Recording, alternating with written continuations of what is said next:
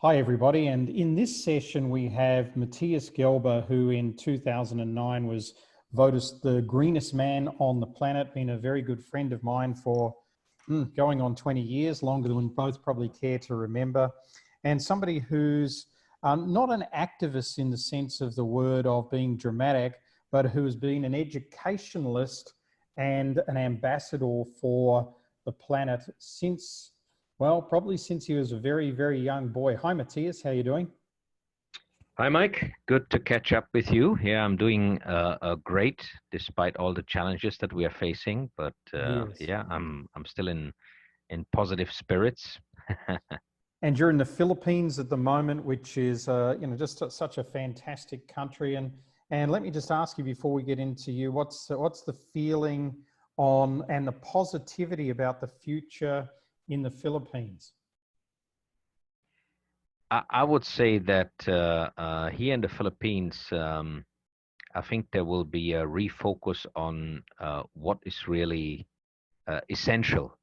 And I think people are realizing, and we see that in the family, um, after we did an eco-friendly christening party with my family for the first time, grandma started to plant trees because part of the christening party was we planted 30 fruit trees Wow. to make the event climate neutral. And interesting is grandma and grandpa have a lot of land at their disposal, but they never really planted anything. And since then, we have supported them as well to start planting. And now they're sitting there on the land, having a good time, and they are able to harvest quite a lot of the stuff that they started planting in the last 2 years. So this idea of back to basics, self-sufficiency, lifting up the recognition and the importance of farming as an essential local way of supporting the community. I think there will be a going back to some of the things that they did well in the past, but it's been, too industrialized, or farmers are earning too little money. So I think this will be a learning point for people to go back to some of the basics, to look at how they can achieve self-sufficiency rather than relying on the systems, the industrial systems that we have created around our lives. So that's where can see a positive impact for the future. I think as well that the Philippines, people will come together in terms of supporting one another, because there's a lot of poverty in the country. And now income sources of a lot of people have completely broken down, or Yep. most people. So only through collaborating, through supporting one another, people will be able to survive this. Not everybody gets support from the government, even though in theory that should be. But there are a lot of people that live in squatters here. They are not even registered officially. So there is no official record, and there's no official support mechanism for these people. We have even seen that here, not far away from where we live. So only through people working together, this crisis can be overcome. And hopefully that will make a lot of people rethink away from consumerism as the ultimate way of finding satisfaction, recognition, or happiness, and the realization that that is actually not really what counts. And now you cannot even exercise that. You are not able to spoil yourself in short-lived consumerism. And I think this will as well be one of the main realizations and rethinkings of society, that less might be more.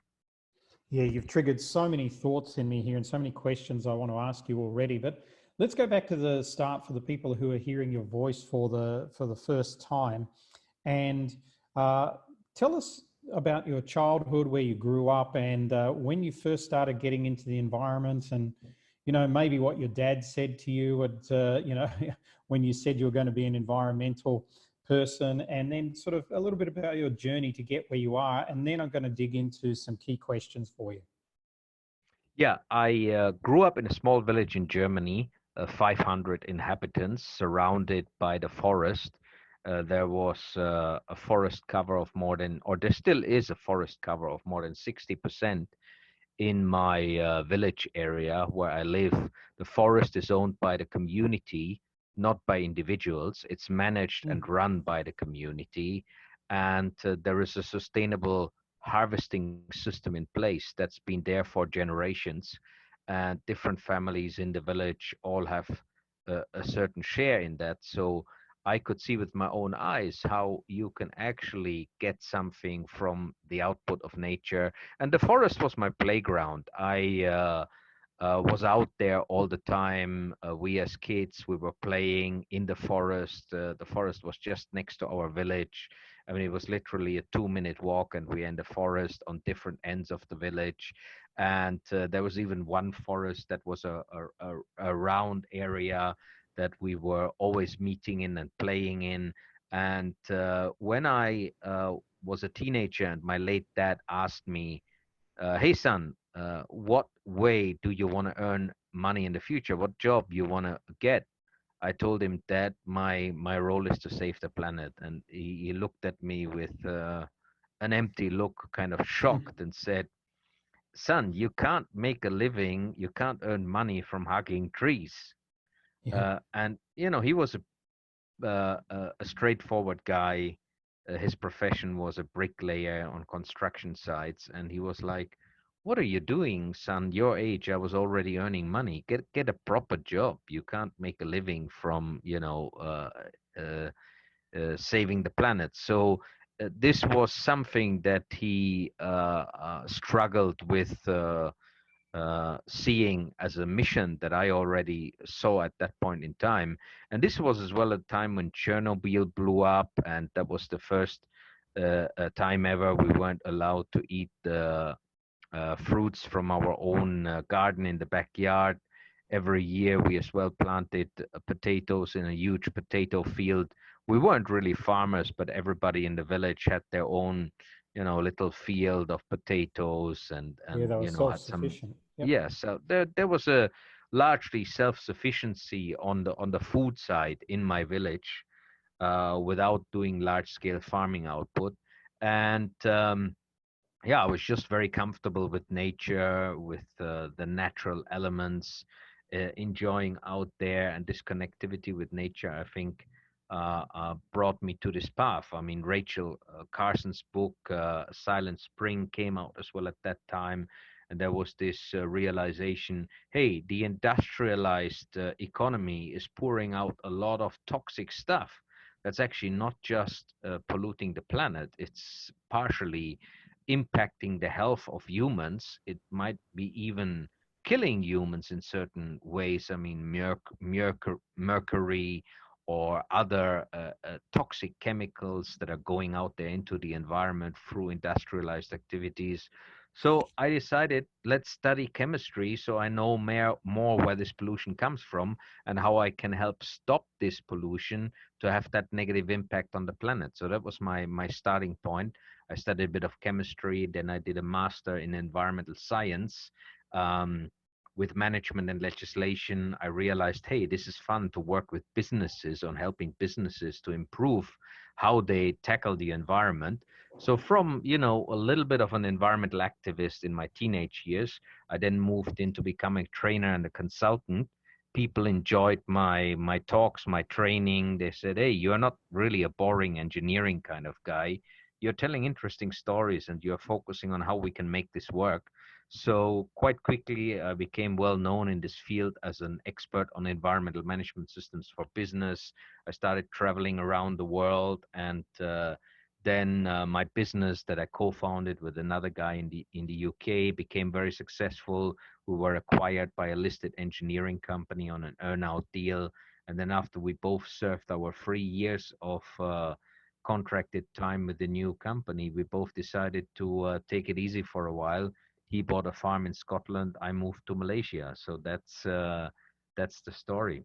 And when you got to Malaysia, because I wanted to ask about that, so I'm glad you sort of segued there.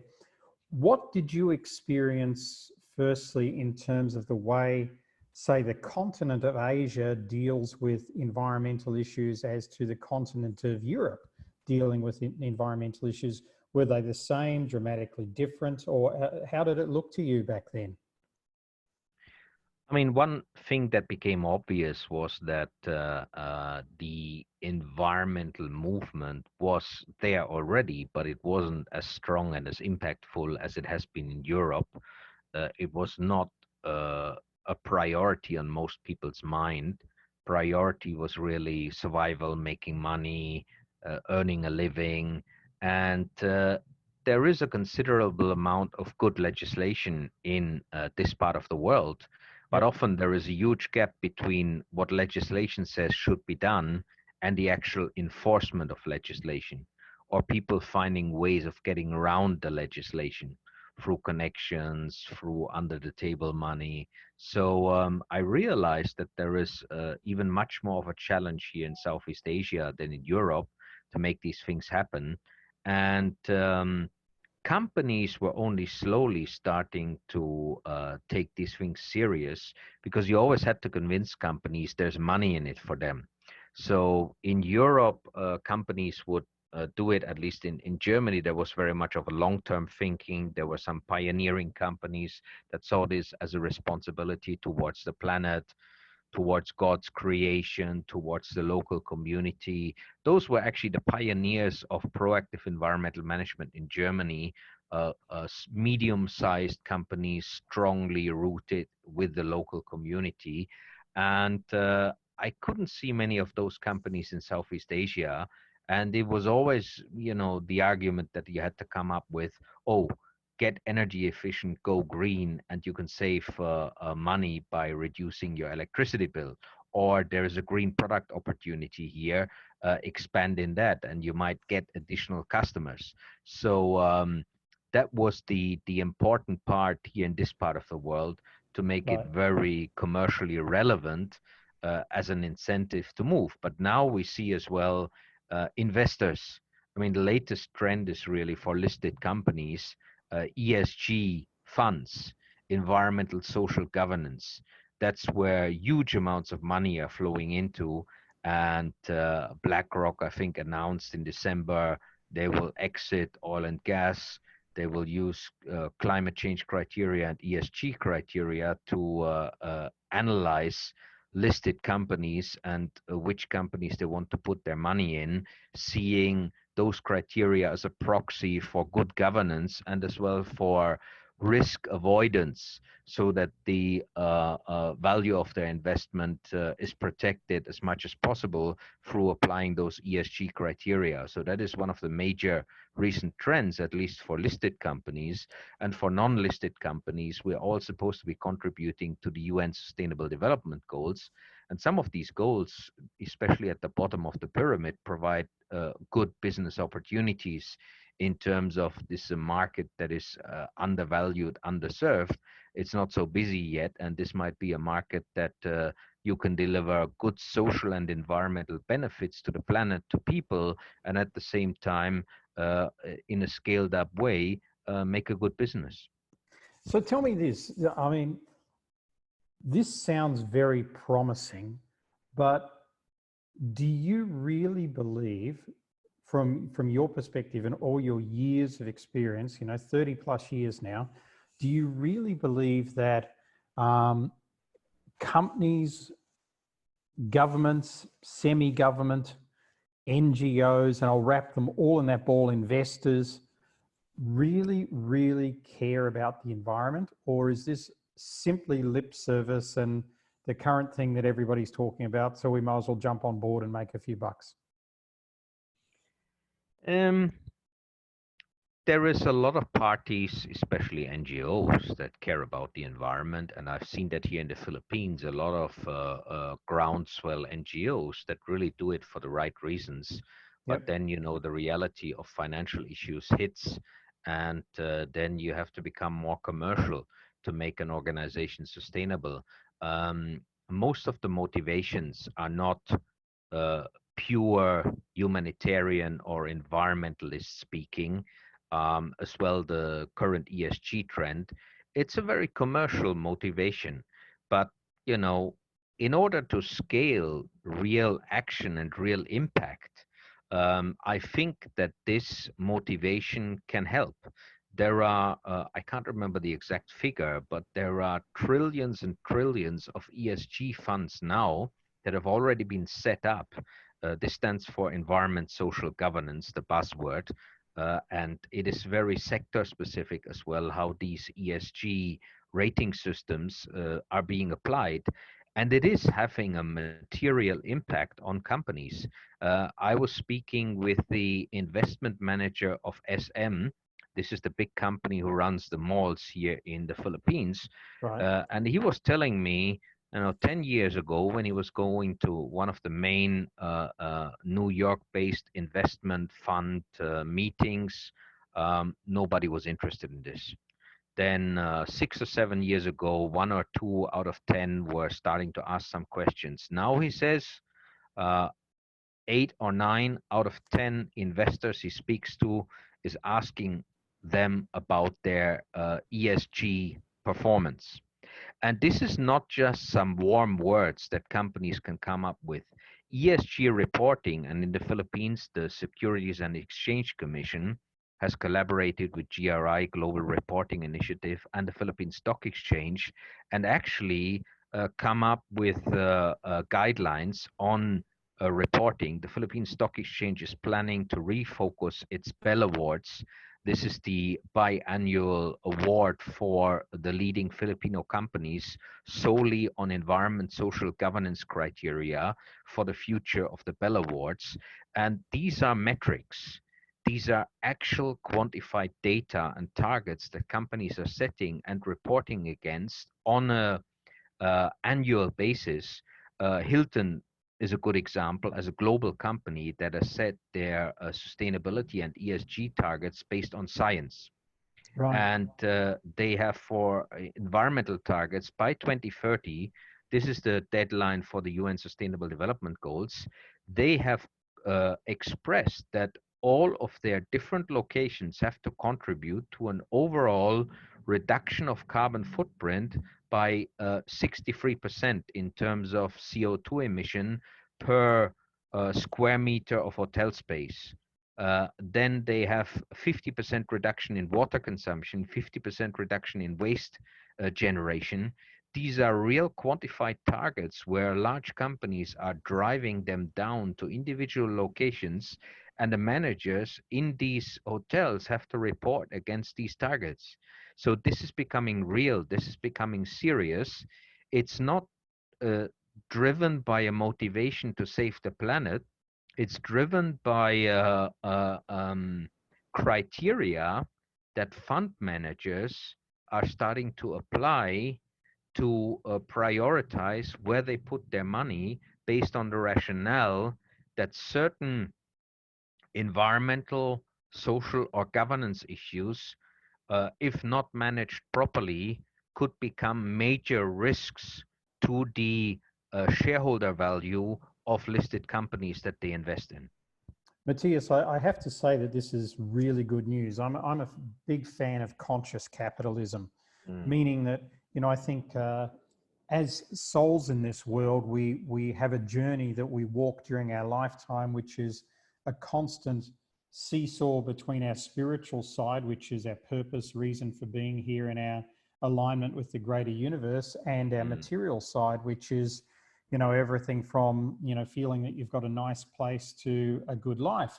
mm, And it's really lovely when I dug into that to hear you actually really passionately motivated about speaking and about the fact that this is happening. It doesn't matter what the key behind it is. mm. What matters is that now there does seem to be a shift happening at that level, and let's hope that it happens in more and more countries. Because I mean, the Philippines is a great example, because for most of the people listening, they wouldn't sort of see it as being the top of the first world countries like a Sweden or Mm. a Holland or even a USA. So it's great to hear of the initiatives that's happening at that level, where it's a bit more of a free marketplace as well.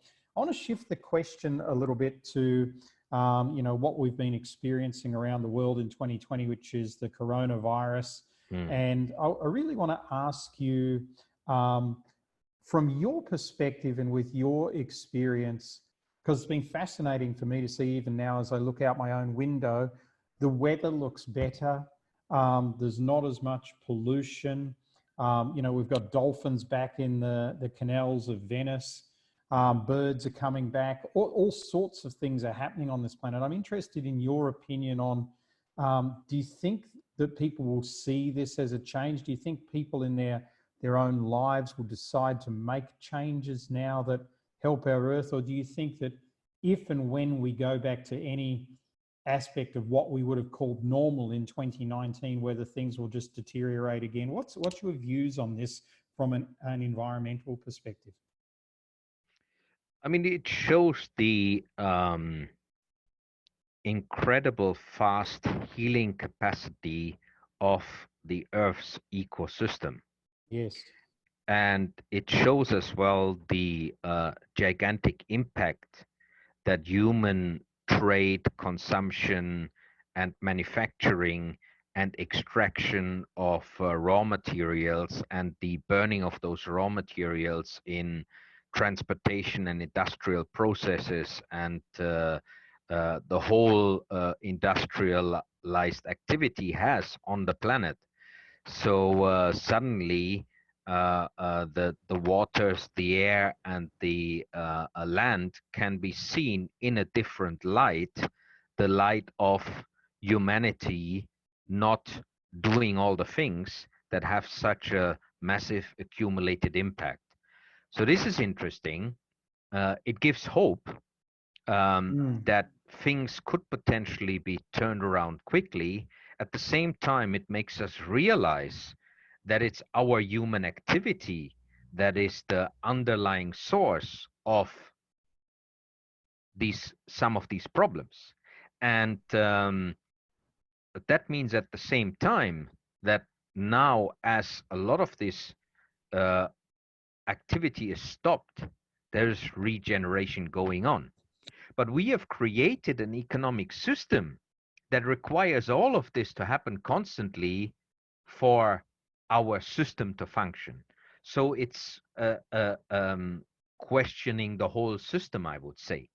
At the same time, I think the massive, fast, accelerated impact that the virus has had and how fast it can basically stop countries, economies, international air travel uh, has shocked us.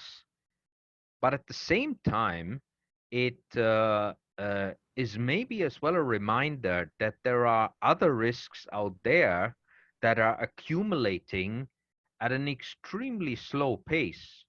But once we are beyond the tipping point, they could as well have the same impact like the COVID virus. And that's where I'm referring to climate change.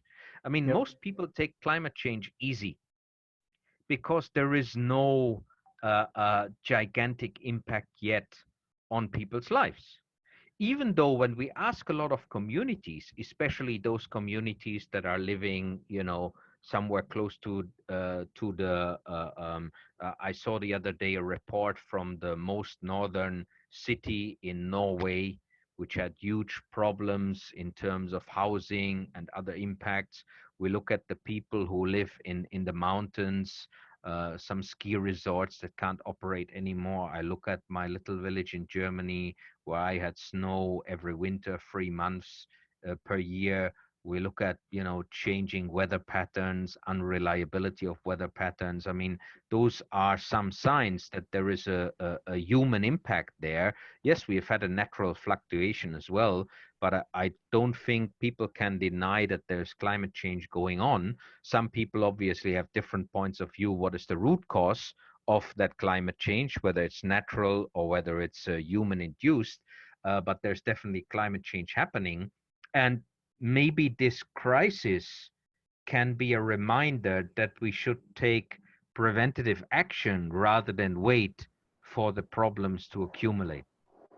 So what would be 3 preventative actions that the average person listening to this call could take post COVID to ensure that they're minimalizing their own footprint on the environment in a negative way.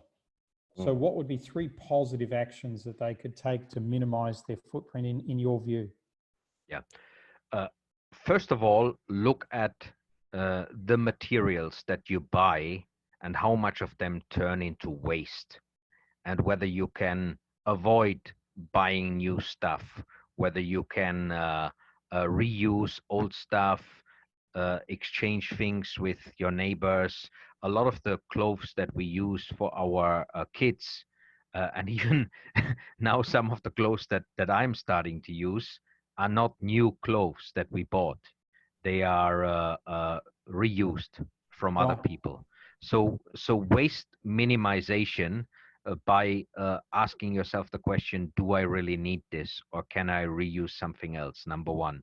Number two, um, look at your electricity and fuel bill. Electricity in terms of your monthly bill that comes through the post. What can you do about it? I mean, I bought a much more expensive air conditioning system for our home here. That is an inverter air conditioning system. And the shop assistant told me, oh, nobody buys these systems because people see them as too expensive. But from my calculation, after less than a year, I've recovered the extra expense of buying it. So look Right. at efficiency, look at how can you change your behavior. Or here in the bedroom we have an air conditioning system, and when I lived alone I didn't use air conditioning system hardly ever, even here in this part of the world. But you know, when you're a family, when you have little kids, you need to make compromises. So you know, you don't need to be perfect. I'm not perfect, but fine tune your electricity bill, invest in efficiency, and try and reduce it, because that is equivalent to a carbon footprint at the power plant where the electricity is generated, and most likely it comes from a coal-fired power plant like here in the Philippines, and where you are based in South Africa, most of the electricity comes still from coal-fired power plants. Yes. So, and thirdly, you know, look at whether you can make your life climate neutral. I mean, that's what I've been trying to promote and do. I have planted a lot of trees myself. We are planting trees here in the land that the family owns. I have an investment that is a sustainable forest in Panama. It's already 16 years old, and once it's 20 plus years old, there will be selective harvesting and replanting. There will always be a forest, and it is my carbon sink. So it might as well be carbon credits that you could buy. I believe that we should all take personal responsibility. Okay, there are a lot of people out there that, you know, don't believe in the CO2 aspect of climate change, that say this is a hoax. I personally believe that if we would all focus on climate neutral living, we would solve the problem of rising temperatures and climate change as a threat to human existence on the planet. And this threat should be even more visible in front of our eyes through the impact that this crisis has had. I mean, with climate change, we are talking about, you know, a cycle of 10, 20, 30, 40, 50 years, depending on how fast it accelerates, but we should take it very, very serious, and we can take personal action to take responsibility for this. Now, a lot of this and your ideas and a little bit of the story here is in your book. Is that still available?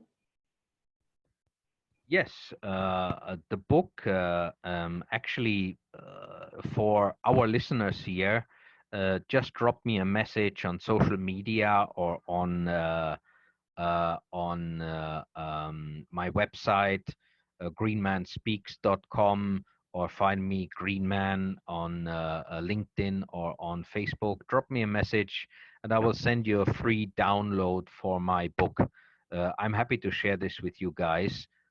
It's basically a guide on green living and working, how we can introduce simple, effective green practices in our homes, in our lives, in our place of work, in our office, or in our business, or how we can even look at starting a new green business that has a healing impact on the planet and makes a good living at the same time. So yeah, I'm happy to share this free of charge with you guys. It's awesome. as my support for you greening your own life and your work and your business. Yeah, it's a fantastic book, and it has got just so many really practical things in it as well, plus some really interesting backgrounds on different things. To move on, like as we move into the latter half of 2020 and into 2021, there's going to become a new norm. None of us know, and we can only speculate what that new norm is. But what do you think is going to be some of the things that happen environmentally with the new norm? Like, whilst I'm celebrating the fact that I've got clearer skies and there's more dolphins, I'm also well aware that we're talking on Zoom, and Zoom has gone in the last 3 weeks from 10 million users to over 100 million users, and that takes power. And we're all on the internet, which is adding more radio waves to the air. So for every action, there's an equal and opposite reaction. So whilst we might be not having heavy industry, we might be doing something on a quantum level that actually has more effect on the planet than even what we were doing before. And then I want to ask you, so I'll prepare you for this question. I want to ask you about what I've seen a lot in the media about recently, and certainly in the conspiracy media of depopulation. But firstly, let's talk about maybe how you see the outcomes for the planet coming out into 2021 and beyond. Any thoughts? I think that we will question as we go ahead the need for travel. There will be a lot less travel, especially business travel, because suddenly people have become comfortable with communicating online over Zoom or other methods.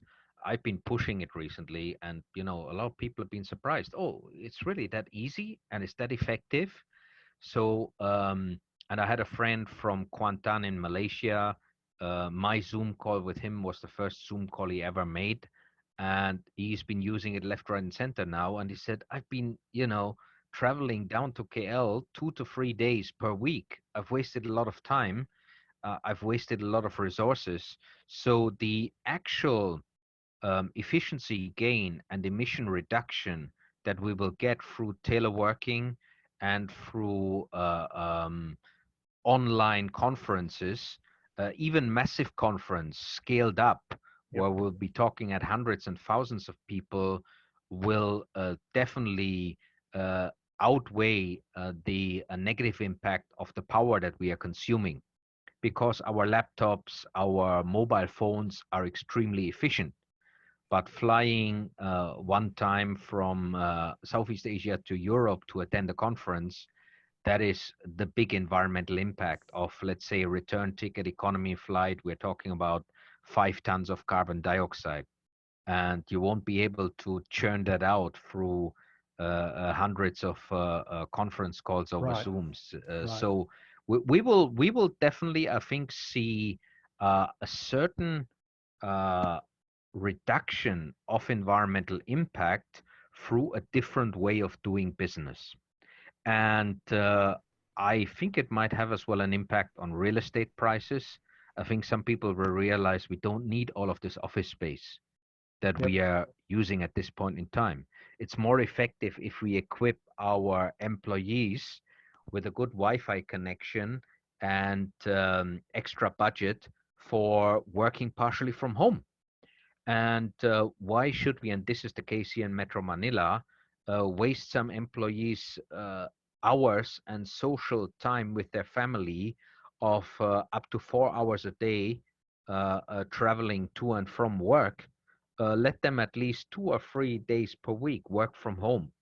So I think there will be a big realization that things can be done in a different way. We've been forced to do that. And I think it will have a positive impact on overall pollution reduction. I think some people will as well realize, oh, what we have imported from China, we haven't been able to get our hands on it from the last 2 or 3 months. I work with a company here in the Philippines. They do indoor air quality. their most of their raw materials come from China, even though there was a lot of demand for their um, coating for offices because it's antibacterial, they were not able to sell it because they didn't have stock and they couldn't get Right. new stock from China. So my suggestion was to them, hey guys, why don't we talk to that one company that I know is producing similar materials here in the Philippines next door to you guys and get them to manufacture it. So there will be a shift, I think, towards local manufacturing, local sourcing to reduce the risk of your business operation.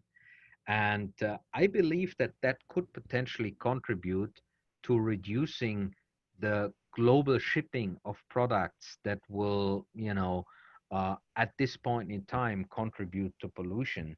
So on a business and on a logistical level, I think we will continue some of these trends, and by that have a positive global impact. We will we will see people ask the question, do I really need to be away from my family for so long? I know that some people might struggle with the quarantine, but I'm enjoying just being here with my family, spending time with them every day, 24 hours. And maybe some people realize that this is actually more important than some other things in life. So hopefully we can Oh, couldn't agree reignite more. a strong uh, family time philosophy for the future as one of the guiding principles. And how that will impact on societies, I'll need to do a little bit more thinking on that. No, no, very, very good. I think, I found myself the other day. We live by the beach, but Mm, standing on our balcony, not a soul on the beach. Out of our back window, we look at the winelands in Cape Town, not a soul on the roads or the golf courses or anything like that. And found myself saying, it'd be really good if we could have a lockdown every year for about 2 weeks because I really like this. But mm, but definitely, I think that's because you and I both love the people that we're getting to spend time with, and unfortunately, some people are spending time with people that they don't have a relationship with anymore. mm. And we've got another speaker talking about that during our upcoming summit as well. So I think you've got some good insights, and I definitely agree with you. I think one of the learnings that's here for people that I want to give you while listening to Matthias is about not putting things off. There's so many people I know that have put off traveling. They wanted to go to Italy or to Greece or to Peru or wherever, and they've been putting it off for years. Well, folks, you may not be able to go in future, and you may have to go. If you do want to go, you may have to go very, very differently. You may have to have medicals, you may have to fill in 1,000 forms, you may have to pay extraordinary more money to do the types of travel, because certain countries will be very careful about who comes in and out of those Mm, countries. And I think we've mm. got embracing some of the technologies and things like that is fantastic. Matthias, I did want to talk about overpopulation. I think, from my point of view, and I know you know this, and I've been interested in talking to you this time, how many times you referred to um, global warming, and also acknowledging that some people think that, global warming from humanity is not true, and all of those sort of things. And Mm. there's been a lot of that in recent years. And it's interesting because that's something that I really feel that you're acknowledging. And I definitely have been a person who um, understands that a lot of the cycles on Earth do change, and the fact that there's no snow in places there used to be snow is partially because of the precessional cycle and other things that just happen in the universe. But I think it's blatantly obvious to me in the last 2 or 3 weeks that the human beings have added dramatic effect in certain places of the planet um, to global warming and to the environment. I mean, I'd have to be blind not to see that. Probably a lot more effect than I suspected myself. So this brings me to the point of, there's a lot of people out there saying we're literally too overpopulated. It'd be great if coronavirus wipes out a section of the world. And of course, we have the situation where not everybody can work from home because, in some lower socioeconomics, they don't have the space, they don't have the Wi-Fi capacity, they don't have the quietness that you and I might enjoy. So I'm interested to see, what do you think will happen on a very macro level because of this scare that's been put into us as a human race right now in 2020? What do you think on a macro level is going to be some of the politics, policies, views from your perspective over the next 5 years? Big question. Yeah, that's a big question, and quite a difficult one, because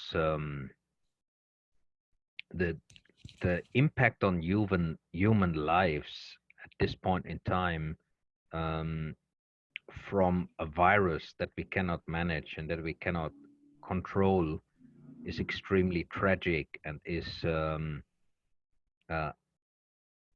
an impact of a lot of individual stories of sadness, families losing loved ones, and I hope that we can, for that reason, quickly overcome it. Overpopulation is um, an issue. It's a problem. And I was at an earlier stage in my life thinking that I would never have kids because of the problem of overpopulation. Now I have two kids. It's my responsibility to make sure that they have a healing impact on the planet and they don't become part of the problem. I mean, I will not control their lives. I will try and encourage them to follow in my footsteps from a point of view of going the green and sustainability path. What policies countries will put in place to address this issue, I don't know. And obviously, here in the Philippines, the growth of population has been very, very accelerated. And I think in the Philippines, there is the challenge of the Catholic Church in the past having really not been very favorable in the use of contraceptives and other policies. So hopefully this will open up a little bit of opportunities there for the government to be more proactive with some of these things, because you know, we just yesterday had you know, two people turning up that we Mary Ann is sometimes communicating, my wife, with people here locally that have some problems, and it was a young girl. I don't remember how old she was, but you know, in her mid-20s, and she's got 3 kids, and she's pregnant, and she has got no food to eat, no money, and they live in a squatter area not far away from here. I mean, you know, and people who live in situations like that, you know, who already have a couple of kids and who can't even feed them, you know, should really use contraceptives to avoid that they get pregnant again. I mean, it doesn't make sense to have the kids come into a reality where they have to suffer from day one. And you know, we should at least encourage this. How it will be scaled up in the context of the crisis. I mean, the poor and the big families are suffering the most here in the Philippines at this point in time, who are not registered with the government, who live in squatter areas. Unless there's somebody else helping them, they are really in big trouble. So it is difficult for me to predict. I mean, my personal philosophy is, let's all focus on starting with us as individuals and turning our life into a healing impact on the planet rather than a burden. Then even though we have overpopulation, it's the consumption patterns that we have as individuals, and it's not the poor, it's the rich people that have the issue of overconsumption or a gigantic carbon footprint.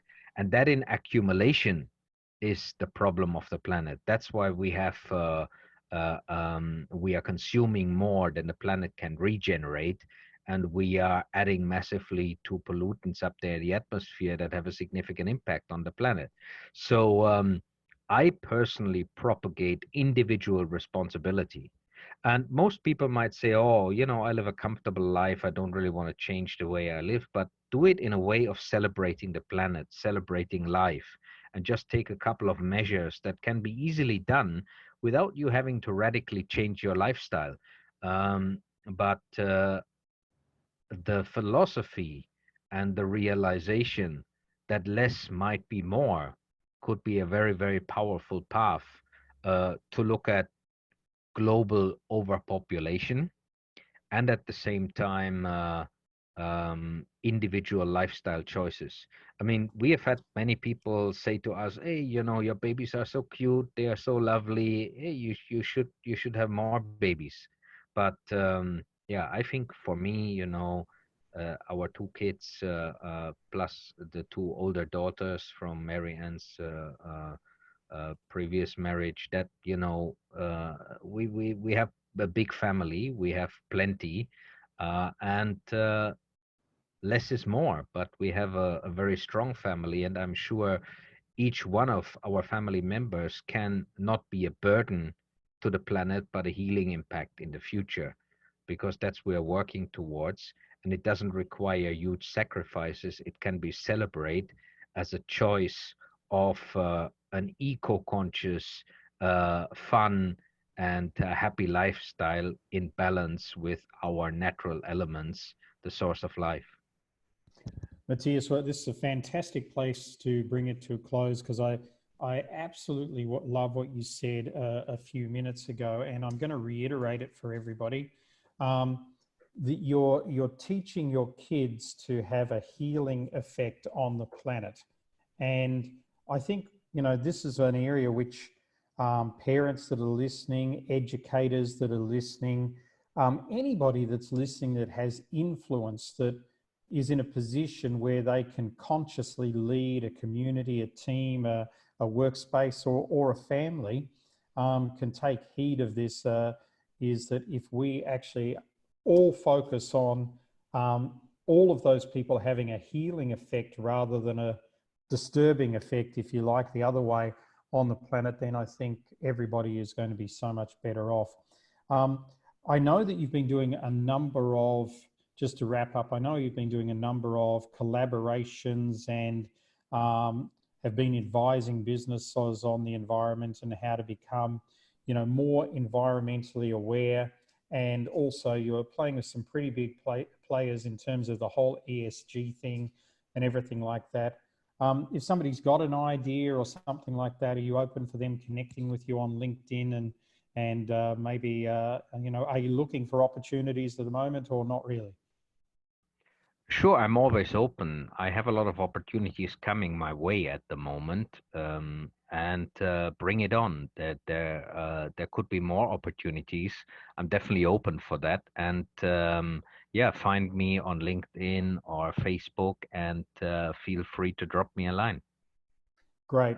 Matthias, I want to thank you so much for being on the call today. And I look forward to seeing how this develops over the next months and years. And I look forward to all of us having a much stronger relationship with the environment. Thank you. Great. Thank you, Mike. Good to talk to you. Cheers.